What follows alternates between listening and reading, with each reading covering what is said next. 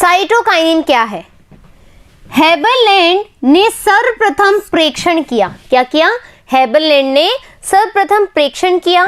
कुछ पादपों में लोएम में कुछ विलय पदार्थ उपस्थित होते हैं। कुछ पादपों के जो फ्लोएम होता है, ठीक है, फ्लोएम है ना, फ्लोएम में कुछ विलय उपस्थित होते हैं जो कोशिका विभाजन को उद्दीपित करते हैं। तो बच्चों देखो, छोटी सी बात देखो, हमने ऑक्सिन देखा है ना, हमने जिब्रेलिन देखा, हमने आज साइटोकाइनिन हम देख रहे हैं। ये मैं इसलिए लिख रही हूं कि आप ये देखो कि ऑक्सिन बेसिकली क्या कार्य करता है। जिब्रेलिन जैसे हमारा सेल इलोंगेशन का कार्य करता है ना। ये हमारा जो है प्रकाश में मूवमेंट में हेल्प करता है ना। साइटोकाइनिन जो है सेल डिवीजन में हेल्प करता है। समझ रहे हो? तो मैं क्या कहना चाह रही हूं, ये मैं एक एग्जाम्पल दे रही हूं तुमको पढ़ने का, कि तुम्हें क्या करना है, ये जितने भी अपन पार्ट्स पढ़ रहे हैं ना, उस पार्ट्स में से आपको क्या करना है, सार निकालना है। सार निकालना है तो सार निकालने के लिए क्या करोगे, सारणी बनाओ, हार्मोन बताओ, एक एक के कार्य बताओ और एक पूरी इंडेक्स बना लो। सच्ची कह रही हूँ, आधी घंटा लगेगा। आधी घंटा तुम याद कर लो, और ये जितने भी आधे आधे घंटे के वीडियो हैं, या 20 मिनट के, 5 मिनट के, 15 मिनट के, जितने भी वीडियो हैं, तुमने एक क्लस्टर कर लिया, हाँ है ना, जो जो इंपॉर्टेंट था उसको हाईलाइट कर लिया, एक पूरा चार्ट बन गया। कहीं पर भी पेस्ट कर लो दीवार पे, कहीं पर भी दीवार पे पेस्ट कर लो। पेस्ट करते ही क्या करोगे तुम, दीवार पे जैसे ही तुमने पेस्ट किया, जब चाय पी रहे हो, बैठे हो, आलस कर रहे हो, उस समय एक नज़र घुमा लो। एक नज़र, जैसे मैंने यहाँ लगाया है मान लो, तो मैं अब देखो तुमसे बात कर रही हूँ, एक नज़र घुमा ली। समझ रहे हो? तो मैंने क्या किया, मैं पढ़ भी रही हूँ, तुमसे बात भी कर रही हूँ। ये मैं एक एग्जाम्पल दे रही हूँ तुमको, ऐसा है नहीं एक्चुअल में अभी, ठीक है। मैं एक तरीका बता रही हूँ, क्योंकि जो चीज़ हमारे सामने होती है हमारी नज़र जाती है उस पर, है ना, फैक्ट है, हम उसको अवॉइड नहीं कर सकते। एक बार तो देखेंगे ही देखेंगे। तो ऐसे ही करो, जो आपको लग रहा है ना कि इससे क्वेश्चन 100% आ रहे हैं, कोई भी टॉपिक उठा लो, उसके कुछ ऐसे नोट्स बना लो या कुछ ऐसे इंडेक्स बना लो और दीवार पे चिपका लो। कुछ समय के लिए, जब काम निकल जाए हटा दो, फिर उसको जमा लो अपनी कॉपी किताबों में। सीधी सी बात है, हाँ या ना, तो ईजी हो जाएगा तुम्हारे लिए। तो ये काम आप कर सकते हो। अब इसके पश्चात वॉन ओवर वीक, ठीक है, ने बताया, साइंटिस्ट है वॉन ओवर वीक, है ना, ने बताया कि नारियल पानी में ऐसे पदार्थ उपस्थित होते हैं जो कोशिका के विभाजन को, सेल डिवीजन को प्रेरित करते हैं। मैंने जिब्रेलिन में शायद कहीं पर सेल डिवीजन बोल दिया, सेल इलोंगेशन की जगह, तो देख लेना, कंफ्यूज नहीं हो रहा है। सेल इलोंगेशन बेसिकली अपना जिब्रेलिन करता है, और सेल डिवीजन, है ना, कोशिका विभाजन मेनली साइटोकाइनिन करता है। समझ में आ गया बच्चों? कंफ्यूज मत होना। देखो कभी कभी बोल देते हैं ना, सेल इलोंगेशन, डिवीजन, एक दोनों क्या है, बहुत पास पास वाली चीजें, तो निकल गया होगा, तो एक बार प्लीज उसको करेक्ट कर लेना। क्वेश्चन वो मत लगा देना, अरे मैम आपने तो ये बोला था, अरे मैम आपने तो वो बोला था। खुद की बुद्धि भी थोड़ी बहुत लगानी चाहिए। स्कोग तथा मिलर ने ईस्ट के डीएनए से कोशिका विभाजन के लिए अत्यंत उपयोगी पदार्थ अलग किया और इसे काइनेटिन नाम दिया। स्कोग व मिलर ने, आपसे पूछा जा सकता है काइनेटिन, जो काइनेटिन है वो किसने निकाला सबसे पहले, तो स्कोग व मिलर ने ईस्ट के डीएनए से सेल डिवीजन के लिए, है ना, एक उपयोगी पदार्थ अलग किया, आइसोलेट किया, उसको क्या बोला इन्होंने, काइनेटिन। क्लियर बात? लैथम ने काइनेटिन को साइटोकाइनिन नाम दिया। इंपॉर्टेंट, किसने खोजा, किसमें खोजा, क्या नाम दिया, और बाद में इसको साइटोकाइनिन किसने नाम दिया। जैसे बता रही हूं वैसे ही अपनी कॉपी में लिख लिया करो। लैथम व मिलर, अब स्कूग हट गए, अब लैथम और मिलर ने काम करना स्टार्ट कर दिया है, ठीक है। इन्होंने क्या बोला, मक्का के भ्रूणपोष से, मक्का के भ्रूणपोष से काइनेटिन, काइनेटिन के समान पदार्थ, नॉट काइनेटिन, काइनेटिन के समान पदार्थ को विमुक्त किया, जिसे जियाटीन कहा। बच्चों ये इंपॉर्टेंट चीज है, लैथम व मिलर ने जियाटीन को निकाला है, काइनेटिन को स्कूग व मिलर ने निकाला, और साइटोकाइनिन को लैथम में। इधर देख लो, स्कूग और मिलर इन्होंने क्या किया है ना, और लैथम, ये लैथम ही है ना इनका नाम, हाँ, लैथम जी ने क्या किया, और फिर लैथम और मिलर ने क्या किया, इन्होंने तो जियाटीन, इन्होंने साइटोकाइनिन और इन्होंने काइनेटीन। ऐसे पढ़ लिया करो, ऐसे लिख लिया करो। ऐसे लिखने और ऐसे पढ़ने से बच्चों कंसेप्ट क्लियर हो जाते हैं, कंफ्यूजन नहीं होता, कंसेप्ट क्लियर हो जाते हैं। मेहनत तो लगेगी, मेहनत का फल मीठा भी तो होगा, हाँ है ना। ठीक है, अभी सुने जा रहे हो, अभी 10 घंटे बाद या 10 घंटा तो बहुत बोल दिया, 2 मिनट बाद ही कोई पूछ ले क्वेश्चन, सब ऊपर से जाएगा। तो अच्छे से पढ़ने के लिए हमें क्या करना पड़ता है, हमें मेहनत करनी पड़ती है, हमें थोड़ा हार्ड वर्क बनना पड़ता है ना। ठीक है, आगे बढ़े। एक इंपॉर्टेंट लाइन तो बोली नहीं, स्टार लगा दे रही हूं यहाँ पे। जियाटीन प्राकृतिक रूप से पाए जाने वाला प्रथम साइटोकाइनिन है। इंपॉर्टेंट लाइन, सर्वप्रथम पाए जाने वाला प्राकृतिक रूप से कौन सा साइटोकाइनिन है, जियाटीन। क्लियर बात। रासायनिक प्रकृति देख लेते हैं इनकी, है ना, केमिकल नेचर। साइटोकाइनिन न्यूक्लिक अम्लों के अपघटन से बनते हैं। जो साइटोकाइनिन है वो क्या होता है, जो न्यूक्लिक अम्ल होता है उसके अपघटन से बनते हैं। संरचनात्मक दृष्टि से बच्चों मैंने आपको तीनों का बताया, ऑक्सीन किससे कैसे बनता है, हमने पढ़ा है जिब्रेलिन वो कैसा है ना, और संरचनात्मक दृष्टि से हमारा साइटोकाइनिन कैसा है। मैंने तीनों चीजें बताई है, तीनों इंडेक्स में लिख लेना आपने। अमीनोप्यूरिन होते हैं जिसे परफ्यूरल रिंग कहा जाता है। ऐसे ही अपन ने उसमें देखा है, जिब्रेलिन में भी देखा है कि कौन सी रिंग बनती है, गिबेन रिंग, है ना, गिबेन वलय बनती है। यहाँ पर परफ्यूरल वलय बन रही है। क्वेश्चन आता है परफ्यूरल वलय पाई जाती है, जब पता होगा तभी तो टिक कर पाओगे, हाँ है ना, समझ रहे हो। तो जो छोटी छोटी चीजें है ना, यदि कोई बोल रहा हो तो उसको समझ लेना चाहिए।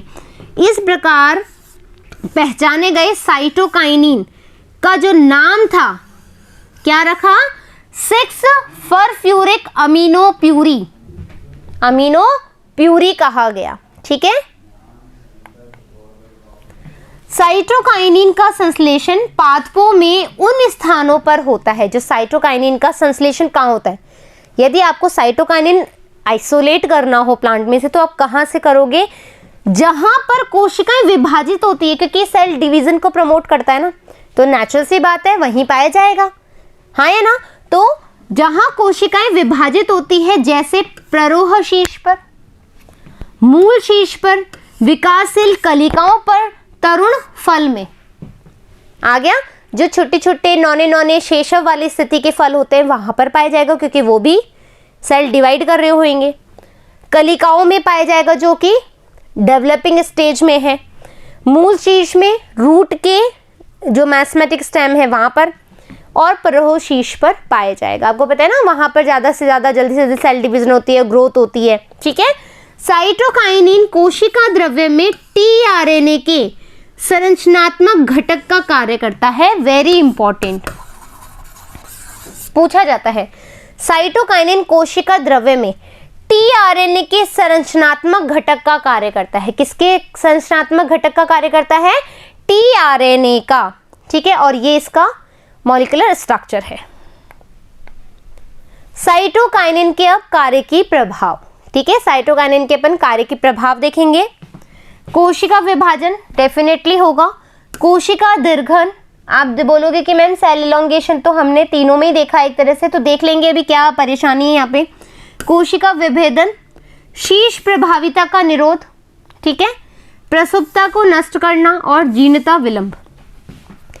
इन तीनों को, जो बच्चों कार्य की प्रभाव है ना, तीनों के लिख लो और तीनों को मैच करके देखो कि स्पेशली क्या निकल रहा है। यदि मान लो कोशिका विभेदन है, जैसे एग्जांपल, इसमें सिर्फ साइटोकाइनिन आ रहा है तो साइटोकाइनिन पे टिक कर दो, ये ऐसे लिख दो सी, ये सिर्फ सी से होगा। मान लो कोशिका दीर्घन में ए भी आ रहा है, जी भी आ रहा है और सी भी आ रहा है, लेकिन कौन ज्यादा अफेक्ट कर रहा है, सी या जी, तो उस पर टिक कर लो। ऐसे करके पढ़ोगे तो कंसेप्ट क्लियर रहेगा, ऐसे करके पढ़ोगे तो कंसेप्ट क्लियर रहेगा। ठीक है, देखें अपन क्या क्या हो रहा है। कोशिका विभाजन, साइटोकाइनिन ऑक्सिन की उपस्थिति में, सुन लो जो मैं कहना चाह रही थी, साइटोकाइनिन ऑक्सिन की उपस्थिति में कोशिका विभाजन को प्रेरित करता है, लेकिन साइटोकाइनिन ही कोशिका विभाजन के लिए ज्यादा होता है। अब देखो कैसे, क्योंकि अपन ने देखा था जब ऑक्सिन पढ़ा था तो हमने देखा था कि सेल इलोंगेटेड हो रही थी, वहां पर ऑक्सिन सबसे ज्यादा पाया जा रहा था। सेल डिवाइड होकर के लंबी हो रही थी तो वहां पर ऑक्सिन पाया जा रहा था। तो सिंपल सी बात है, यदि किसी प्लांट में सेल डिवीजन हो रहा है और वृद्धि भी हो रही है तो साइटोकाइनिन ही करेगा, लेकिन इसमें ऑक्सिन भी होगा, क्योंकि ऑक्सिन भी कहीं ना कहीं इसमें हेल्प करता है कि नहीं करता है। क्लियर बात। ये पादप में विभाजोत्तक उत्तक के निर्माण की प्रक्रिया को प्रेरित करते हैं, यानी कि जो विभाजोत्तक उत्तक है, मैस्मेटिक जो टिश्यू है, उसके निर्माण में भी हेल्प करता है साइटोकाइनिन। ठीक है। कोशिका दीर्घन, साइटोकाइनिन कोशिकाओं के दीर्घन को प्रेरित करता है। इंपॉर्टेंट पूछा जाता है कि तंबाकू की मूल की कोशिकाएं साइटोकाइनिन के प्रभाव से सामान्य की तुलना में 4 गुना दीर्घित पाई गई। यदि आप तंबाकू की जड़ों में साइटोकाइनिन का छिड़काव कर दो तो वो सामान्य से ज्यादा 4 गुना ग्रोथ कर लेगी। ठीक है। साइटोकाइनिन यानी कि सेल इलोंगेशन देखा हमने, साइटोकाइनिन ये प्रभाव। अब जो मोस्ट इंपॉर्टेंट है बच्चों, most important yes most important चीज है। यहां पर बच्चे डेफिनेटली कंफ्यूज होते हैं और गलत आंसर करके आते हैं ओवर कॉन्फिडेंस की चलते हुए। तो समझ लो, साइटोकाइनिन यह प्रभाव ऑक्सिन व इथाइलिन के साथ मिलकर प्रदर्शित करता है, ये वाला प्रभाव। ठीक है। साइटोकाइनिन ये ऑक्सिन के साथ साथ इथाइलिन के साथ मिलकर कार्य करता है, तब जाकर के सेल इलोंगेटेड होती है। नेक्स्ट, कोशिका विभेदन। ठीक है। कोशिका विभेदन, कोशिका विभेदन भी इससे प्रभावित होता है। ऑक्सिन के साथ मिलकर ये पौधों के अंग के निर्माण को कंट्रोल करते हैं, क्योंकि ऑक्सिन क्या है, कंट्रोल ज्यादा करता है। हाँ या ना, है ना। तो कोशिका विभेदन में क्या होगा कि जब ऑक्सिन के साथ मिलकर ये काम करेगा तो ये कोशिका के निर्माण को भी नियंत्रित करेगा। साइटोकाइनिन ऑक्सिन की उपस्थिति में विभिन्न अनुपात में अलग अलग प्रभाव उत्पन्न करता है। वेरी इंपॉर्टेंट, यहां पर अलग अलग रेशो है जिसपे बहुत सारे क्वेश्चन बनते ही बनते हैं। यहां से इंपॉर्टेंट बातें चल रही है, सुन लो। उत्तक संवर्धन में यानी कि टिश्यू कल्चर के दौरान पूछा जाता है डेफिनेटली, बिल्कुल।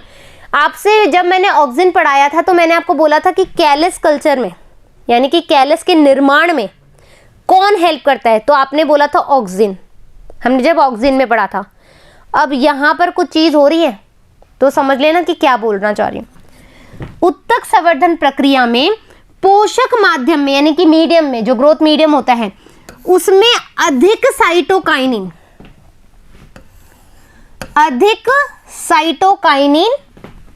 एवं कम ऑक्सिन क्या करेगा, कैलस से प्ररोह के विकास को प्रेरित करेगा। उत्तक संवर्धन है ना। टिश्यू कल्चर में क्या होगा, देखो ये होता है कैलस। ठीक है, अपन टिश्यू कल्चर भी पढ़ेंगे, अपना टॉपिक है। कैलस है ये, है ना। कैलस को जरूरत होती है ऑक्सिन की, है ना, लेकिन इस कैलस से आपको प्ररोह निकालना है तो तो कौन हेल्प करेगा? ये दोनों, साइटोकाइनिन अधिक होना चाहिए माध्यम में, जो माध्यम है उसमें साइटोकाइनिन अधिक होना चाहिए और ऑक्सिन कम होना चाहिए। ये ध्यान रख लेना, बहुत ज्यादा क्वेश्चन पूछे जाते हैं इसमें, नेट हो, नीट हो, है ना, या आपका 12th क्लास हो, उसमें ये क्वेश्चन जरूर आता है। ठीक है, कम साइटोकाइनिन, अब साइटोकाइनिन की जो कंसंट्रेशन है वो कम है, अधिक ऑक्सिन यानी ऑक्सिन की अब कंसंट्रेशन ज्यादा है, जड़ों के निर्माण में व विभेदन में। आपको पता है रूट के लिए बेसिकली ऑक्सिन होती है ना। तो अब क्या होगा, यहां पर अपन ने क्या निकाल दिया? प्ररोह निकाल दिया। अब अपन मूल निकाल दें इसी कैलस से, ये क्या है? मूल है। तो इस दौरान क्या होगा, सी जो है वो कम है और ऑक्सिन जो है ज्यादा है। समझ में आ गया? मूल के निर्माण के लिए सी कम है और ए ज्यादा है। आ जाओ, दोनों का समान मात्रा हो, यदि ए व सी समान मात्रा में हो तो क्या होगा? आपका प्ररोह भी ठीक निकलेगा और जड़ भी नॉर्मल ग्रोथ करेगा। क्लियर बात? उत्तक संवर्धन में आनुवंशिक अभियांत्रिक में पादप की वृद्धि नियंत्रण बहुत ज्यादा लाभदायक होते हैं साइटोकाइनिन और ऑक्सिन, क्योंकि नई किस्म के पौधे उत्पन्न करने में कोशिका संवर्धन काफी उपयोगी सिद्ध होता है। क्लियर बात? मेरा कैलस कल्चर बहुत ज्यादा इंपॉर्टेंट होता है। शीश प्रभाविता का निरोध, अब शीश पे उसकी, जैसे शीश को कौन बढ़ा रहा था? हमारा एपिकल वाले को ऑक्सिन, साइटोकाइनिन उसको कम करेगा। देखते हैं, साइटोकाइनिन के छिड़काव से 5 शीश प्रमुखता समाप्त हो जाती है और पार्श्वीय, ठीक है, और ये 5 कुछ नहीं है बेटो, शीश प्रमुखता समाप्त हो जाती है और पार्श्वीय कलिकाओं की वृद्धि होने लगती है। देखो, जब ऑक्सिन के केस में था तो यहां पर क्या था, इसने साइड वाले को रोक दिया था और सिर्फ इसकी वृद्धि कर रहा था। ऑक्सिन के केस में, साइटोकाइनिन के केस में क्या है, ये साइड वाली वृद्धि को बढ़ा रहा है ना, और इस वाली वृद्धि को रोक रहा है। क्लियर बात? प्रसुप्ता को नष्ट करना, प्रसुप्ता किसमें देखी थी अपन ने? जिब्रेलिन में। साइटोकाइनिन द्वारा बीजों व कंदों की प्रसुप्ता नष्ट हो जाती है, इनको अंकुरण के लिए प्रेरित किया जाता है। जिब्रेलिन भी कार्य करता है और साइटोकाइनिन भी काम करता है। जीर्णता विलंब, ठीक है, जीर्णता विलंब, डिलेइंग ऑफ सेनेसेंस, यानी कि जो जीर्णता बुढ़ापा होता है उसको ये क्या करता है? कम कर देता है। पादपों में साइटोकाइनिन जीर्णता को रोकता है। सामान्यतः जीर्णता से पूर्व पत्तियों में प्रोटीन, पर्णहरित, न्यूक्लिक अम्ल आदि का विघटन प्रारंभ हो जाता है, जीर्णता से पूर्व ही। ठीक है, परंतु साइटोकाइनिन के प्रभाव से इनका अपघटन कम हो जाता है। यानी कि अब नॉर्मल की बात करें तो क्या होगा? ब्रेक डाउन होने लगेगा, न्यूक्लिक अम्ल है, लीव्स हैं, तो क्या होगा? पौधा डाइंग की तरफ जाएगा, यानी कि मृत्यु की तरफ। लेकिन यदि आप साइटोकाइनिन दे देते हो तो वो जीर्णता तो होगी, ऐसा नहीं कि पादप मरेगा ही नहीं, मरेगा तो सही, लेकिन उसकी उम्र बढ़ जाएगी। जैसे जो कैंसर होता है उसके पेशेंट में क्या होता है, कैंसर के पेशेंट हैं बहुत कम ठीक हो पाते हैं बच्चों, ये बिल्कुल सत्यता है। मतलब कुछ लोग मेरे साथ विरोध भी कर सकते हैं, करें तो करें, लेकिन ये बात सत्यता है कि जो कैंसर जिसको हो गया उसमें बचने की कंडीशन बहुत कम होती है। उसकी लाइफ को अपन आगे बढ़ा सकते हैं लेकिन उसको मरने से नहीं रोक सकते। समझ रहे हो बात? क्यों? क्योंकि सेल कंटिन्यूअसली डिवाइड हो रही है भाई, उसको आप कब तक रोक लोगे? आज तुम थोड़े समय तक उसको होल्ड कर सकते हो, थोड़े समय बाद वो अपने आप ग्रोथ कर लेगी। समझ में आ रही है? तो ये चीज हमें ध्यान देनी है। यहाँ पर क्या हो रहा है, साइटोकाइनिन के प्रभाव से इनका अपघटन कम हो जाता है, जिससे जीर्णता का प्रभाव धीरे धीरे प्रकट होता है। धीरे धीरे, ये नहीं बोल रहा खत्म कर देगा, धीरे धीरे प्रकट हो रहा है। साइटोकाइनिन के प्रभाव से इनका अपघटन कम हो जाता है, जिससे जीर्णता का प्रभाव धीरे धीरे प्रकट होता है। साइटोकाइनिन के जीर्णता विलंब प्रभाव को रिचमोंड-लैंग प्रभाव कहते हैं। वेरी इंपॉर्टेंट पूछा जाता है कि रिचमोंड-लैंग प्रभाव क्या होता है कि जीर्णता सेनेसेंस को कम कर देना with the help of cytokinin, this called as Richmond Lang प्रभाव या अफेक्ट। ओके, क्लियर, इफेक्ट है ना, डन। अब आज आपने क्या देखा बच्चों, साइटोकाइनिन देख लिया, मैंने आपको इंडेक्स बनाने के लिए बोल दिया, मैंने आपको चीजें बता दी कि क्या क्या चीजें किस तरीके से मेंशन कर सकते हो। पहले देख लो कि साइटोकाइनिन किसने दिया, ऑक्सिन किसने दिया, जिब्रेलिन किसने दिया, कहाँ कहाँ खोज हुई, कौन कौन से पादप में हुई, हमने बात करी अवीना सटाइवा, रवीना सनीदेओल, याद आ रही है। तो ये सब चीजें आपने क्या करनी है, मेंशन करनी है। इस तरीके से यदि आप देख लोगे ना इंडेक्स बना करके, तो आई एम डेफिनेटली श्योर कि इसमें से यदि क्वेश्चन आता है तो आप कहीं गलत नहीं करोगे, कहीं हौच पौच नहीं होगा, क्योंकि मैं मानती हूँ I am also human being, कहीं ना कहीं आप सेल इलोंगेशन आ गया, साइटोकाइनिन आएगा, जिब्रेलिन आएगा कि ऑक्सिन आएगा। यदि आपका कंसेप्ट क्लियर है और आपने एक पूरा इंडेक्स बना के देखा है तो आप कहीं पर भी नहीं चूकोगे। समझ रहे हो जो मैं कहना चाह रही हूँ। सो प्लीज जिस तरीके से स्मार्ट वर्क करना सीखोगे ना तो आप अच्छे से चीज़ों को अचीव कर पाओगे, वरना वो होता है ना वो भेड़ चाल लाइक, है ना, जैसे हो वैसे ही रहोगे, कुछ भी नहीं हो सकता। ठीक है, तो हमें क्या करना है, स्मार्टली वर्किंग करना है, अपनी एनर्जी को सही जगह लगाना है। ठीक है, फिर मिलेंगे अपन नए पार्ट के साथ, जब तक धन्यवाद। इथाइलिन है ना, इथाइलिन एक गैसीय हार्मोन है। क्या है इथाइलिन? एक गैसीय हार्मोन है। यह असंतृप्त हाइड्रोकार्बन होता है। क्या है ये? एक गैसीय। आपसे पूछा जा सकता है गैसीय हार्मोन बताइए प्लांट्स में पाए जाने वाला, तो आप सीधा आंसर लिखोगे इथाइलिन। और असंतृप्त हाइड्रोकार्बन भी क्या होता है हमारा? इथाइलिन। आर्गेने ने ये प्रमाणित किया कि इथाइलिन एक प्राकृतिक गैसीय हार्मोन है। किसने किया? आर्गेने ने। देखो बच्चों सारे साइंटिस्ट का नाम लिख लेना प्लीज। यह पादप के सभी अंगों द्वारा संश्लेषित होता है, मतलब ये पादप के सभी अंगों द्वारा क्या होता है? सिक्रीट होता है। फलों के परिपक्वन, इंपॉर्टेंट, फलों के राइपनिंग में और वृद्धि को उद्दीपित करती है। सामान्यतः इसकी उच्च सांद्रता पत्तियों, सुषुप्त कलिकाओं व पुष्पों में पाई जाती है। सबसे अधिक सांद्रता कहाँ पाई जाएगी ये हमें बताता है। फलों के परिपक्वन के साथ साथ इसका निर्माण भी बढ़ जाता है। जैसे जैसे फूड राइपनिंग होती है इथाइलिन जो है ज्यादा से ज्यादा प्रोडक्शन होता है, उसका ज्यादा से ज्यादा बनती जाती है। इथाइलिन गैसीय पदार्थ है। इसके अणु सूक्ष्म व जल विलय होते हैं। इसके अणु छोटे होते हैं और जल में घुलनशील होते हैं, इसलिए पादप उत्तकों में इसका परिवहन सामान्य डिफ्यूजन द्वारा हो जाता है, अंतरकोशिकीय अवकाशों में हो जाता है। कहाँ होता है?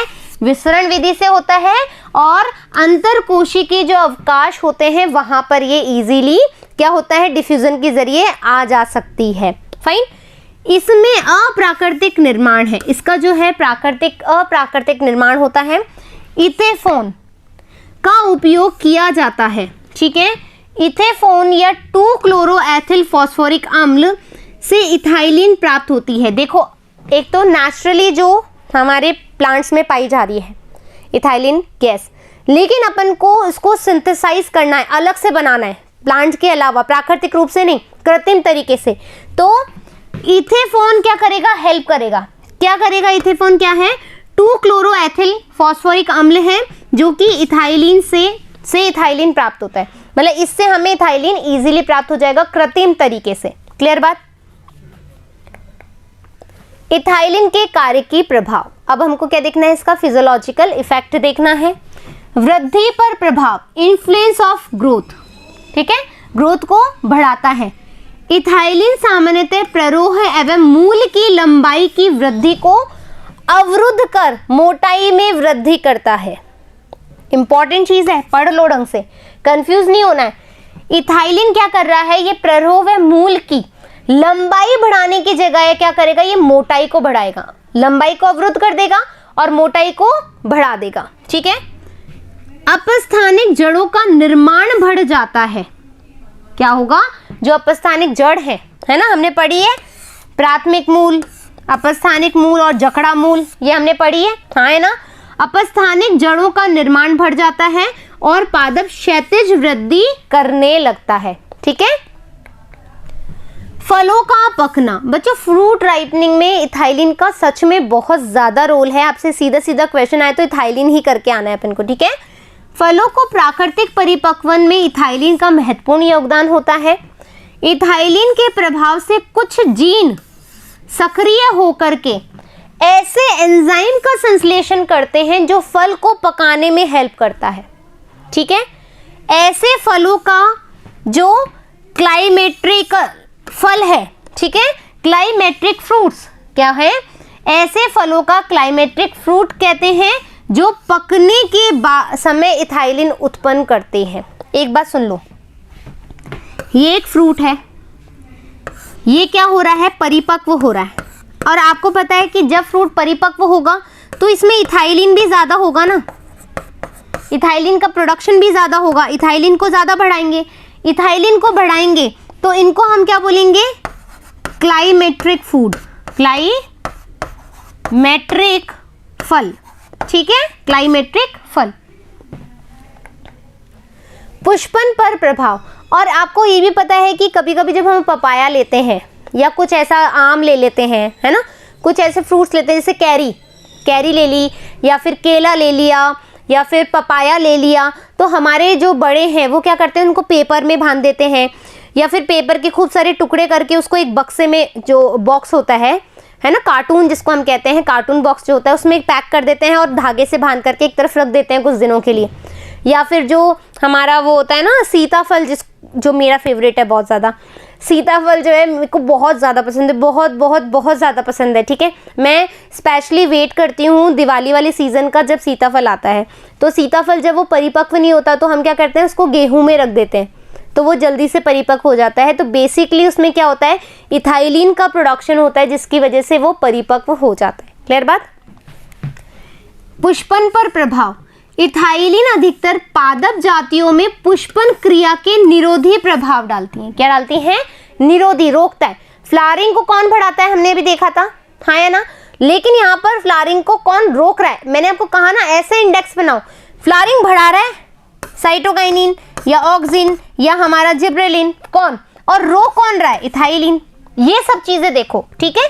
परंतु आम, अनानास आदि में पुष्पन को प्रेरित भी करता है। मैंगो हो गया, पाइनएप्पल हो गया, तो पाइनएप्पल का यदि फ्लावर बढ़ा रहा है, देखो फ्लावरिंग कर रहा है, तो वो कौन है, इथाइलिन है, और इथाइलिन रोकता भी है, तो ध्यान रखना। तो आप ऐसे कर सकते हो, एग्जाम्पल सर्च करो नेट पे, इथाइलिन से फ्लावरिंग रुक रही है तो कौन कौन से प्लांट्स हैं, इथाइलिन से फ्लावरिंग हो रही है तो कौन कौन से प्लांट्स हैं, ऐसे आप कर सकते हो। एक्स्ट्रा एफर्ट है भाई। पुष्पों में मादा अपने प्रभाव द्वारा मादा पुष्पों की संख्या में वृद्धि कर देती है। ठीक है। विल्गन, एब्सिशन, एब्साइजन थाइलिन पत्तियों, फलों व पुष्पों में विल्गन को तीव्र करता है, एब्सिशन को बढ़ा देता है। ठीक है। जीर्णता, सेनेसेंस, इथाइलिन पादपों में जीर्णता को प्रेरित करता है ना, जबकि साइटोकाइनिन रोकता है, जिससे पत्तियां पीली पड़कर नष्ट हो जाती है। इसकी अधिकता से उपापचय क्रियाएं बंद हो जाती है, पुष्प पंखुड़ियां मुरझाकर गिर जाती है, जैसा कि हमने दोनों में ये करती हैं। जो ये है वो भी इसी का रोल अदा करता है, और जो सेनेसेंस है वो भी ऐसे करता है। क्लियर। वृद्धि अवरोधक है ना, वृद्धि अवरोधक, ये हार्मोन या पदार्थ जो वृद्धि की दर को घटाते हैं, वो वृद्धि अवरोधक। अब घटाएंगे ना, बढ़ा तो दिया अपन ने बहुत सारी चीजों से, वे पदार्थ वृद्धि को, ठीक है, वृद्धि के नियंत्रण व संतुलन के लिए आवश्यक होते हैं। इनको एब्सिसिक अम्ल प्रमुख हार्मोन है, जो ग्रोथ को रोकता है। वो एब्सिसिक अम्ल जो है वो सबसे ज्यादा महत्वपूर्ण भूमिका अदा करता है। तो बच्चों अब क्या होने वाला है, इसके बाद हम जो पढ़ेंगे पार्ट नया, वो एब्सिसिक अम्ल पे है ना। इससे पहले, जैसा कि मैं हर पार्ट के एंड में बोल रही हूँ या बीच में भी बोलती हूँ या पहले भी बोलती हूँ, मैटर नहीं करता कि मैं कब बोलती हूँ, मैटर ये करता है कि मैं कितनी बार बोल रही हूँ आपको ये चीज़ करने के लिए, क्योंकि ये बहुत ज़्यादा इंपॉर्टेंट है। इंडेक्स बना लो बच्चा, प्लीज़ इंडेक्स बना लो और कहीं पर पेस्ट कर लो और इसको पढ़ते जाओ, ऐसे हो जाएंगे। ग्रोथ हार्मोन पे क्वेश्चंस तो आते हैं, डेफिनेटली आते हैं, ठीक है। तो बेटर है ना कि अपन को बेटर वे में याद आ जाए, हाँ है ना, ठीक है। फिर मिलेंगे अपन एब्सिसिक अम्ल के साथ में, जब तक धन्यवाद। एब्सिसिक अम्ल, एब्सिसिक अम्ल पौधों को प्राकृतिक, है ना, प्राकृतिक रूप से पाया जाता है। एब्सिसिक अम्ल जो है वो पौधों में नेचुरली प्रेजेंट रहता है। यह प्रमुख वृद्धि अवरोधक हार्मोन है। भैया हर कोई बढ़ा रहा है, कोई तो कंट्रोल करने वाला भी तो चाहिए, नहीं तो क्या होगा, ओवर प्रोडक्शन हो जाएगा, ओवर ग्रोथ हो जाएगी। तो कोई ना कोई नियंत्रण करने वाला चाहिए हमारी एक्टिविटी को, हमारे थॉट्स ऑफ प्रोसेस को। हमारा जो एक पूरा बॉडी है वो एक कंट्रोल में भी तो रहता है ना। तो प्लांट्स में भी कुछ ना कुछ ऐसे हार्मोन होता है जो कंट्रोल करता है उसकी ग्रोथ को, ठीक है। तो उसमें से कौन है, एब्सिसिक अम्ल। यह पादप को प्रतिकूल वातावरणीय परिस्थितियों में, अब क्या होता है कि जैसे प्रतिकूल अवस्थाएं आ रही है ना, प्रतिकूल अवस्थाएं आ रही है तो उस समय हमें ग्रोथ नहीं करना है ना, उस समय हमें ग्रोथ नहीं करना है, हमें अपनी लाइफ को बचाना है। तो ये क्या करेगा, उसको नियंत्रित कर देगा, है ना। इसीलिए मतलब स्ट्रेस जब आता है, अब हमें कैसे पता लगेगा, देखो जब हम लोगों पे स्ट्रेस आता है तो हम लोग कैसे हो जाते हैं, हाँ है ना। लेकिन क्या प्लांट्स भी ऐसे हो जाते हैं स्ट्रेस के दौरान, मतलब जब उनको उनके अकॉर्डिंग माहौल नहीं मिलता, वातावरण नहीं मिलता, तो क्या वो भी ऐसा कुछ रिएक्शन देते हैं? यस डेफिनेटली, वो भी ऐसा फील करते हैं जब उनके अकॉर्डिंग अनुकूलित वातावरण नहीं होता है। तो कुछ हार्मोन उस समय रिलीज होते हैं जो ये बता देते हैं कि जो प्लांट है वो प्रॉपर ग्रोथ नहीं कर पा रहा है, क्योंकि उसके लिए ये एनवायरनमेंट करेक्ट नहीं है। क्लियर बात? तभी तो पता लगता है कि कौन सी जो हमारी फसल है वो कौन से वाले समय में अच्छी ग्रो करती है, कौन सा जो प्लांट है ये फ्लारिस वाले सीजन में उगेगा। तो कुछ ना कुछ तो उन्होंने हमको कुछ ना कुछ इंडिकेशन दिया ही होगा ना, तभी तो हमें पता लगा। तो ये एक इंडिकेशन ही है। तो इसी वजह से इसे तनाव हार्मोन या फिर स्ट्रेस हार्मोन भी कहा जाता है। ये पूछा जा सकता है स्ट्रेस हार्मोन बताइए इन अ प्लांट, तो एब्सिसिक एसिड जो है वो स्ट्रेस हार्मोन होता है। वेयरिंग, ये साइंटिस्ट थे, इन्होंने एसर नामक पादप की पत्तियों में एक वृद्धि रोधक पदार्थ को पृथक किया। एसर ने क्या किया, वेयरिंग ने क्या किया, एक एसर नाम का पादप था, उसमें से एक वृद्धि को रोकने वाले हार्मोन को या पदार्थ को निकाला, ठीक है। इस पदार्थ का नाम उन्होंने डॉर्मिन रख दिया, है ना। जो वेयरिंग थे, इन्होंने एसर प्लांट में एक केमिकल निकाला और इन्होंने इसको क्या नाम दे दिया, डॉर्मिन। डॉर्मिन क्यों दिया बच्चों, क्योंकि रोक रहा है, डॉर्मेंट कर रहा है, डोमिनेंट कर रहा है ना। देखो डी यानी कि डोमिनेंट करना, किसी पे कंट्रोल करना, है ना। कोई यहाँ पे मैंने डोमिनेंस से आपको बताया ना, दो फ्रेंड है, एक अपनी चलाता है और एक दूसरी की चलने नहीं देता, तो वो चलाने वाला पर्सन, उसको रोकना, एवरी टाइम रोकना, ठीक है। तो डॉर्मिन, इसलिए उन्होंने नाम रखा डॉर्मिन, याद रहेगा आपको, है ना। एडिकोट व सहयोगी ने, फिर एक और साइंटिस्ट आए एडिकोट नाम के, और उनके साथ में जो भी वर्क कर रहे थे उस वाले काम पे, उन्होंने कपास की पुष्प कलिकाओं में से भी एक रसायन निकाला और उसको एब्सिसिन बोला। क्या बोला, एब्सिसिन। इसमें इन्होंने क्या किया, पुष्प कलिकाओं, किसकी, कपास की। बाद में दोनों का जब भाई उधर से एक साइंटिस्ट की बात आ रही है, उधर से एक साइंटिस्ट की बात आ रही है, तो कहेंगे कि भैया तुम उधर रास्ते से आ रहे हो, मैं भी इधर रास्ते से आ रहा हूँ, पहुंच एक ही जगह रहे, है ना। एक बंदा है वो इधर से आ रहा है, एक बंदा है वो इधर से आ रहा है, रास्ता अलग है ना। जगह का नाम भी इन दोनों के दिमाग में अलग है, लेकिन जगह एक ही है। इन्होंने बोला डॉर्मिन, इन्होंने बोला एब्सिसिन, ठीक है, स्पेलिंग देख लेना। हाँ, इन्होंने बोला, सही लिख देती हो ना, ये लो एब्सिसिन बोला। बाद में पता लगा कि दोनों एक ही चीज है, जिसको हमने क्या बोला, एब्सिसिक एसिड। क्लियर कहानी, ठीक है। तो बाद में ये सिद्ध हुआ कि डोमिन व एब्सिसिन एक ही पदार्थ है, जिसका नाम एब्सिसिक अम्ल रखा गया। क्लियर बात। एब्सिसिक अम्ल का रासायनिक सूत्र जो है C15H20O4, ठीक है। यह 5 कार्बन से निर्मित 3 आइसोप्रीन इकाइयों से बना होता है, ठीक है। इनमें एकल कार्बोक्सिल समूह भी उपस्थित होता है। ABA का अधिकांश संश्लेषण हरित लवक के कैरोटीनॉइड में, इंपॉर्टेंट है बच्चों, ठीक है। आपको यदि आइसोलेट करना हो एब्सिसिक अम्ल को तो कहाँ से करोगे, ठीक है। वैसे तो ये सभी में पाया जाता है ना। तो AB का अधिकांश संश्लेषण हरित लवण में कैरोटेनॉइड के अपघटन से पानी की कमी आने पर होता है। क्यों? क्योंकि सीधी सी बात है ना, पानी तो चाहिए प्लांट को, यदि तुम पानी नहीं दोगे तो उसमें क्या होगा, उनको लगेगा ये मेरे लिए अनुकूल वातावरण नहीं है, तो वो स्ट्रेस हार्मोन रिलीज करेगा। और स्ट्रेस हार्मोन क्या है? हमारा ABA। क्लियर बात। एब्सिसिक अम्ल के कार्य की प्रभाव, अब हमें देखना है इसके physiological effect on plants. ABA के घोल को पत्तियों पर छिड़कने पर उनका शीघ्र विलगन हो जाता है। क्या हो जाता है? शीघ्र विलगन हो जाता है। कलियों तथा बीजों की प्रसुप्ता, ठीक है। ABA कलियों व बीजों की प्रसुप्ता को क्या करते हैं? प्रेरित करते हैं, जिससे कलियों की वृद्धि एवं अंकुरण हो जाता है, ठीक है। रुक जाएगा ना? नहीं हो जाएगा, ठीक है। प्रसुप्ता को, सॉरी, प्रसुप्ता पे डॉर्मेंसी है, यू आर राइट। वाष्पोर्जन रोधी, एंटी ट्रांसपिरेशन होगा। क्यों होगा? क्योंकि आपको पता है ये कहाँ पाया जा रहा है कि भाई कहाँ, अभी देखा ना हमने, ये देखो हरित लवक के कैरोटेनॉइड के अपघटन से, है ना।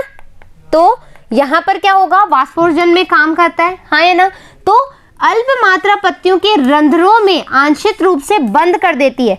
जब वाटर ही नहीं आ रहा, गैसों का विनिमय नहीं हो रहा, तो क्या करेगा? उसको बंद कर देगा, स्ट्रोमेटा को, और वाष्पोर्जन की दर कम हो जाएगी, ठीक है।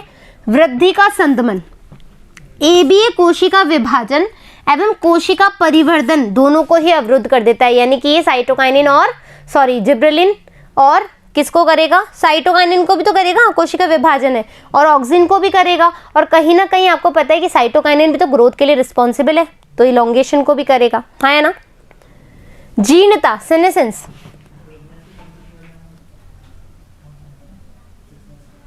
ये 2 बार स्पेलिंग हो गई आई थिंक, है ना। 1 मिनट, हाँ ठीक है। सेनेसेंस, ABA अनेक पादपों में जीर्णता को प्रेरित करता है, जिससे पर्णहरित प्रोटीन में RNA का तीव्र ह्रास होता है। उनकी RNA या प्रोटीन ये नहीं बनेगा तो प्लांट वर्क नहीं कर पाएगा। तनाव हार्मोन के रूप में स्ट्रेस हार्मोन की तरह वर्क करता है। ABA का निर्माण पत्तियों में जल अभाव, जब वाटर की कमी हो जाती है तो उस स्थिति में बढ़ जाता है, जिससे रंध्रक बंद हो जाते हैं। 56% वाष्पोर्जन व 14% प्रकाश संश्लेषण में ये क्या कर देता है? उसको कम कर देता है। 56% वाष्पोत्सर्जन को, 14% प्रकाश संश्लेषण को ये कम कर देता है, ठीक है। तो इस तरीके से हमारे सारे ग्रोथ हार्मोन, वृद्धि वाले भी और घटने वाले, सारे क्लियर हो गए। अब इसके क्वेश्चन आंसर बचे हैं। प्लीज़ प्लीज़ प्लीज़ जहाँ जहाँ मैंने इंपॉर्टेंट चीज़ें बताई, जिस तरीके से मैंने आपको पढ़ना बताया है वैसे कर लोगे तो चीज़ें क्लियर हो जाएगी, नहीं तो फिर कोई भी आपकी हेल्प नहीं कर सकता, क्योंकि आप खुद की हेल्प ही नहीं कर रहे हो, ठीक है। धन्यवाद।